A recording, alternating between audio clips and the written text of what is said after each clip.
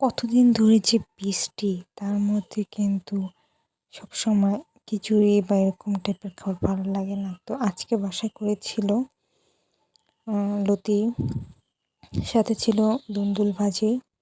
আর আমি একটু সকালে করা ভাজি ছিল আলু দিয়ে দুন্দুল দিয়ে, সেটা নিয়ে নিয়েছি। এবং সাথে একটু ঝাল ঝালটা কিন্তু বেশ জমে বৃষ্টির ভিতরে, ঠান্ডা ঠান্ডা ওয়েদারে, তাই মরিচ নিয়ে নিয়েছিলাম। আমি একটু সব কিছু নিয়ে মেখে টেকে তারপর বেশি করে লেবুর রস নিয়ে খেলাম। বাইকটা কিন্তু সেই ছিল। আর একটু ঝাল ঝাল এই ভর্তা ভাজির কিন্তু স্বাদই আলাদা, সবসময় কিন্তু একটু অন্য লেভেলের স্বাদ দেয়। প্রতিটা কিন্তু বেশ মজা হয়েছিল। তো সব কিছুতে মাখিয়ে খাওয়ার স্বাদটাই ছিল অন্যরকম। আজকে ভাতটা খেয়ে খুবই মজা লাগছিল।